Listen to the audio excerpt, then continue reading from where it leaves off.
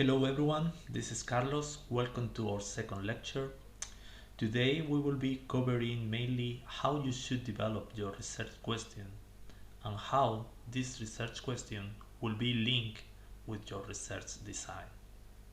Let's start by following the presentation. Okay, as I said, this is our second session and we are going to focus today on research question and research design. I wanted to remind you the schedule of our sessions. We are now in week number 2, research design and research question. Last week we were covering some practicalities and introductory points, and I would like to briefly recap the most important aspects that we were covering last week. Just keep in mind that Moodle is going to be the central point of contact and information. You will find all the material in Moodle. This is also the point to contact and to share information. Second important aspect is regarding the assessment methods. As I was explaining last week, you will have to submit a written report of your dissertation, obviously, and this will represent the 80% of your overall mark, and you will need to perform an oral presentation, and this oral presentation will represent 20% of the overall mark. Please read the assignment brief, because in that document you can find all detailed information for the assessment criteria, and it's important you know the assessment criteria quite in advance. Well, it's also important that from the very beginning you understand that your research must contribute to knowledge by answering specific research questions. Today we will be explaining more in detail how to develop a good research question for your dissertation. Last week we were also covering the main steps in your dissertation journey and the structure of your dissertation. Briefly, it was title, abstract, introduction, literature review, methodology, analysis of data, discussion, and conclusion. And hopefully you have already submitted your topic proposal, which is obviously the first step in your dissertation route. Since your dissertation is an empirical research, it's important to reinforce the concept of research.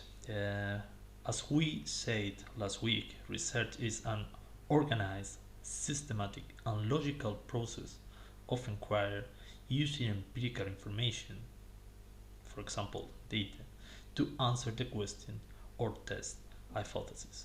So it means that you will need organization, systematic analysis, and a logical sequence in order to produce new knowledge and contribute to answer your question by using empirical information. Well, first of all, I would like to introduce the learning objectives for this second session. By the end of this lesson, you should be able to understand the level of specificity required for your research question, how concise must be your research question, and also to understand the connection that will be established between your research question and your research design.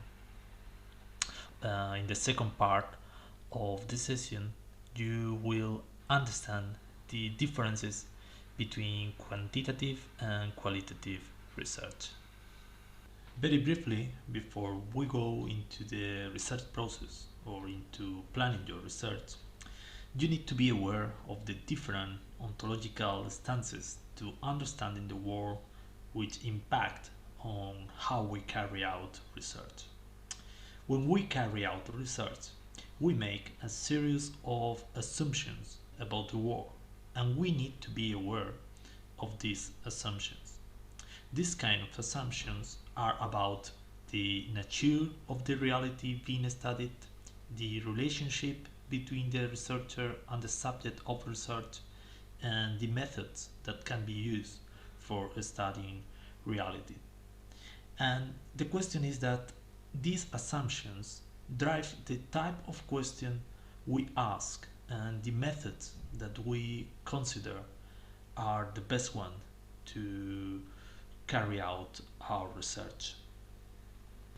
So that's the reason because we find three different uh, philosophical approaches when doing research. The first one is positivism, which is the objective one. The positivism consider that the objective accounts of the world can be given, so the research is completely independent from the subject of research. Positivism consider that science is powerful enough to develop universal explanation to generate theory, and this approach, this positivist approach, is normally associated with quantitative methods. On the other hand, we have constructivism that consider that reality is local and constructed, so the researcher is not independent, never, because reality depends on the experience. So this kind of research is normally associated with qualitative research method. And finally, we have interpretivism that focus on the meanings that people bring to situation, and use these meanings, this perception to understand the world. Interpretivism is also associated with qualitative research method. So from the very beginning, it's important to understand in which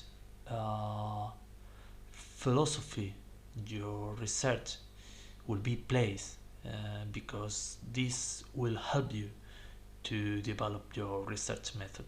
In any case, we will be discussing about these philosophical approaches of research in the methodology session. In addition, when we decide to do a research, we can follow two different approaches: gap spotting or problematization. Let's explain the meaning of these two approaches. First one is gap spotting. By following this approach, the researcher builds on previous literature to craft research questions as gaps in the literature. So the researcher needs a justification, explain why it is important to fill this gap. In this approach, empirical papers ends with some suggestions and gaps for future research, and this is the most common approach when doing research. So basically, you will review the literature and you will find a good research question by identifying gaps in the literature, and the results would be some new knowledge that try to fill this gap in the literature. This approach is the most common one, and this will be probably the approach that you will be following. However, it's important to know that there is a different approach, which is called problematization. By following this approach, the researcher identifies and challenges the assumptions underlying existing theories. The interesting point of this approach is that it could generate more interesting theories. The negative aspect is that this kind of research is more difficult to be accepted by scientific community. So this will be more difficult to be published. Maybe only well-established researchers are able to produce this kind of research. Good. Last week we spoke about what research was. This week we want to focus on designing a plan that will allow you to carry out research. So this model is going to be helpful to get an overview of the process. And it's important that you clearly distinguish between pre-empirical stage. Right now, we are clearly in the pre-empirical stage. First step that you have already done is to find a research area, a broad research topic, and the second step is gonna be to create a research question.